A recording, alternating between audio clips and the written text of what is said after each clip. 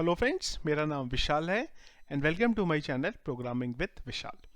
Friends, आज के video में मैं आप लोगों को ये बताऊंगा कि अगर आपको किसी इमेज का बैकग्राउंड रिमूव करना हो with the help of coding, वो आप यहाँ पे कैसे कर सकते हैं। तो यहाँ पे फ्रेंड्स मैं एक API का यूज करने वाला हूँ जिसका नाम है remove.bg। सारा का सारा जो कोड रहेगा मेरा वो मैं मेरे होस्टिंग पे दिखाऊंगा आपको, क्योंकि यहाँ पे ये API यूज करने के लिए मुझे पहले मेरे इमेज को सर्वर पे अपलोड करना पड़ेगा, उसके बाद मैं इसको यूज कर सकता हूँ। API का जो लिंक रहेगा फ्रेंड्स, ये भी मैं आपको वीडियो के डिस्क्रिप्शन पे दे दूंगा, वहां से आप लोग अगर जाएंगे तो आप इस पे जाके साइन अप कर सकते हैं। तो सबसे पहला काम फ्रेंड्स हम लोग यहाँ पे क्या करने वाले हैं कि ये जो वेबसाइट है हम लोग यहाँ जाएंगे और सबसे पहले तो यहाँ पे एक अकाउंट बना लेते हैं। तो इधर आते हैं, जीमेल से मैं लॉगिन करता हूँ, साइन अप सॉरी। जीमेल का जो आईडी है मैंने सिलेक्ट कर लिया यहाँ पे। चलिए मैं आ गया, टर्म्स एंड कंडीशन को इनेबल करते हैं, साइन अप के बटन पे क्लिक करते हैं। अकाउंट जो है हमारा यहाँ पे बन जाएगा। इसके बाद हम आते हैं टूल्स एंड API पे और यहाँ से चलते हैं API डॉक पे। यहाँ से जो डॉक्यूमेंट है मुझे मिल जाएगा। एक बार चलेंगे हम हमारे डैशबोर्ड में और यहाँ पे एक ये API की है जिसका हमें यूज करना है। प्राइसिंग के बारे में मैं आपको बता दूं, अगर आप यूज करना चाहते हैं तो एक तो इनका फ्री प्लान है जिसमें ये हमें 50 क्रेडिट्स देते हैं, मतलब 50 बार हम लोग हिट कर सकते हैं इनके API को। इसके बाद इनके अलग अलग प्लान्स हैं जो अगर आप लेना चाहें तो आप यहाँ पे ले सकते हैं। प्राइसेस यहाँ पे सामने आपको दिख रहे हैं, देखें तो बहुत चीप प्राइस में है, कोई बहुत ज़्यादा यहाँ पे कॉस्टली कोई है नहीं, अफोर्ड कर सकते हैं। चलिए मैं ये रिमूव कर रहा हूँ प्राइसिंग का। ये है बेसिकली हमारा API हिट करने के लिए कर्ल का रिक्वेस्ट। नीचे अगर आप आएंगे तो इन्होंने अलग अलग लैंग्वेजेस में भी आपको कोड दिए हुए हैं, आप यूज कर सकते हैं। PHP में इन्होंने यहाँ पे बेसिकली एक कर्ल का एक तरीका होता है API को हिट करने का, जो कि होता है गजल HTTP, वो यूज किया, पर मैं उसको इग्नोर कर रहा हूँ। मैं डायरेक्टली कर्ल में चलूंगा और ये जो कर्ल की रिक्वेस्ट है इसको PHP में कन्वर्ट करूंगा और उसके थ्रू आप लोगों को बताऊंगा। तो इसको करते हैं कॉपी। तो कर्ल की रिक्वेस्ट को अगर आपको PHP में कन्वर्ट करना हो तो हम टाइप करते हैं online curl to PHP। Website आएगी, इस वेबसाइट में हम हमारा कर्ल का कोड डालेंगे और यहां से मुझे जो मेरा पूरे का पूरा कोड है PHP का वो मिल जाएगा। इसे कॉपी करेंगे। ये ऑलरेडी फाइल है, इसको मैं एक्चुअली बंद कर लेता हूँ। इनफैक्ट मैंने ऑलरेडी सर्वर पे मेरे अपलोड एक करके रखी हुई है फाइल। तो मैं क्या करूंगा, ये जो मुझे कर्ल का कोड मिला है इसको डालूंगा मैं मेरे फाइल पे,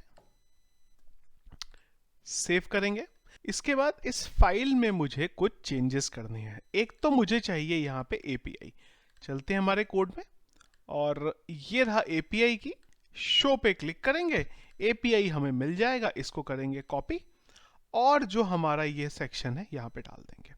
इसके बाद हमें, अगर आप ध्यान से देखेंगे तो ये एक्चुअली कैसे चलता है मैं आपको थोड़ा सा पहले वो बता देता हूँ। तो कर्ल की हमारी रिक्वेस्ट है, ये URL है जिसको हमें हिट करना है।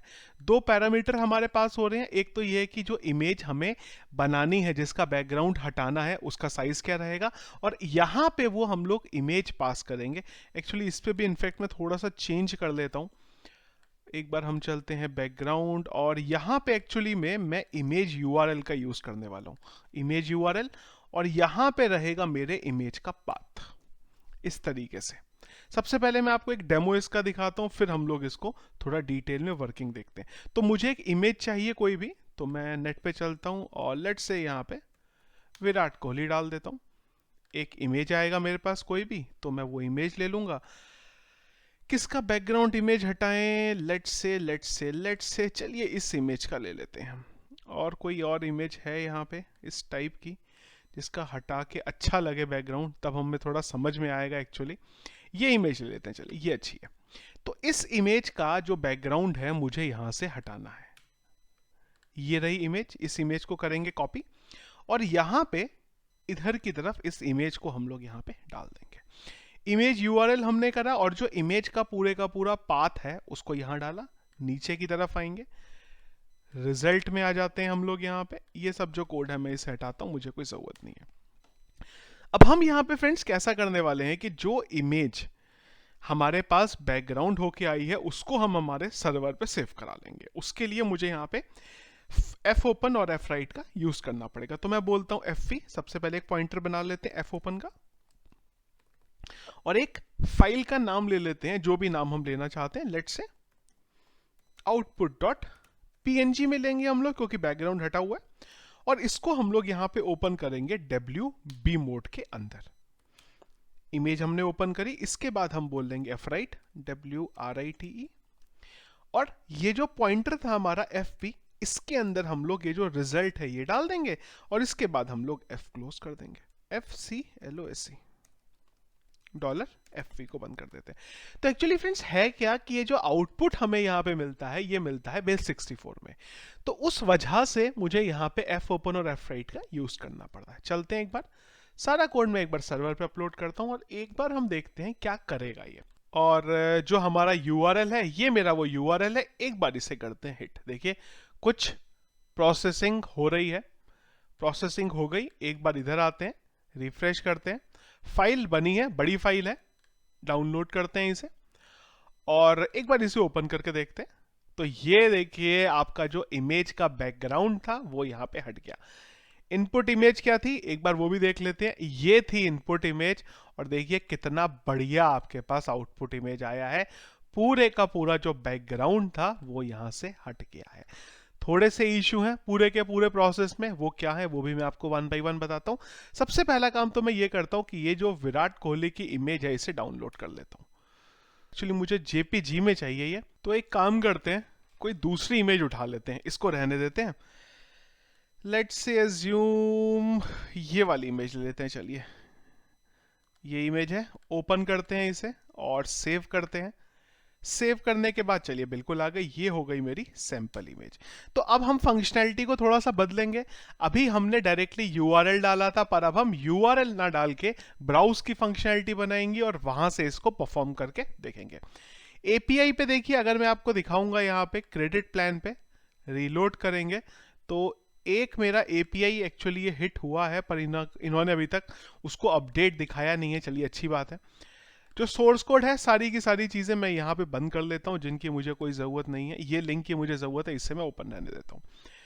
तो ये था मेरा सोर्स कोड। सबसे पहला काम हम क्या करेंगे कि यहाँ पे एक ऑप्शन डालते हैं, फॉर्म बनाते हैं बेसिकली मेथड, क्योंकि मैं ब्राउज का ऑप्शन देने वाला हूँ। THOD मेथड हो गया हमारा पोस्ट, और ENC टाइप ये हो गया हमारा मल्टीपार्ट फॉर्म डेटा। फॉर्म को बंद करते हैं और एक देते हैं यहाँ पे इनपुट टाइप फाइल, एक इसका दे देते हैं नेम, इसको भी कर देते हैं फाइल। इसे बंद करते हैं। एक देते हैं इनपुट टाइप सबमिट बटन, जिसके क्लिक पे हमारा ये पूरे का पूरा प्रोसेस होगा। NAME इसको भी मैं कर देता हूँ सबमिट। चलिए इसे भी बंद करते हैं, और जब हमारे सबमिट के बटन पे क्लिक होगा मतलब इफ इज सेट, तो हमारे इधर हमने बोला इफ इज सेट। यहाँ पे फ्रेंड्स मैं कोई वैलिडेशन नहीं लगा रहा हूँ, मैं अज्यूम कर रहा हूँ कि हम लोग JPG या कोई भी इमेज को ही बेसिकली अपलोड करेंगे। आप लोग वैलिडेशन लगा सकते हैं। मेरा जो बेसिक यहाँ पे मेन है चीज़ बताना, वो आपको लॉजिक बताना है। तो लॉजिक जो है वो मैं आपको यहाँ पे बिल्कुल बताऊंगा। सबसे पहले हम लोग वो जो इमेज है उसको उठा लेते हैं। तो मैं यहाँ पे यूज कर लेता हूँ इसके लिए move underscore uploaded underscore file का। हमेशा की तरह 2 पैरामीटर लेगा ये। एक हो जाएगा हमारा फाइल्स, इसके अंदर हम लोग डाल देंगे फाइल और डाल देंगे हमारा TMP अंडरस्कोर नेम।